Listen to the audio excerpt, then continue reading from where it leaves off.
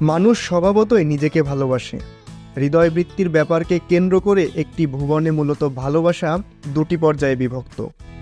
একটি হলো স্রষ্টার সঙ্গে সৃষ্টির প্রেম, অন্যটি হলো সৃষ্টির সঙ্গে সৃষ্টির প্রেম। আজকাল আমাদের চারিদিকে সৃষ্টির সঙ্গে সৃষ্টির গভীর প্রেমের প্রকাশ দৃশ্যমান হয় অনেক কিছুতেই।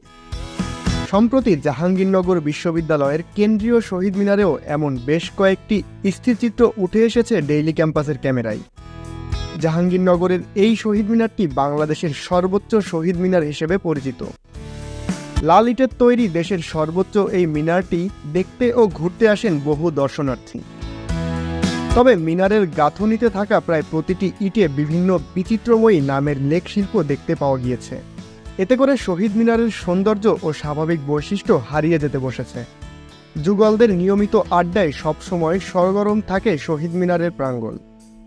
সেখানে সময় কাটাতে আসা যুগলরা নিজেদের তুলি বা কালির আঁচড়ে স্মৃতি করে রাখতে লিখে যান নিজেদের নাম স্মৃতি। বেশিরভাগই লেখা রয়েছে প্রেমিক প্রেমিকার নামের বাহার। সরেজমিনে গিয়ে দেখা যায় বিশ্ববিদ্যালয়ের কেন্দ্রীয় শহীদ মিনারের প্রায় প্রতিটি ইট যেন এক একটি প্রেমিক প্রেমিকার নাম ফলক। কেউ হাসি ঠাট্টার ছলে লিখেছেন বিভিন্ন নাম, সেখানে ঘুরতে আসা কেউ কেউ বন্ধুদের নাম লিখেছেন সারিবদ্ধভাবে। আবার কালির আঁচড়ের নামগুলিকেও উচ্ছ্বাস এবং হাস্যোজ্জ্বল মনে পড়ছেন।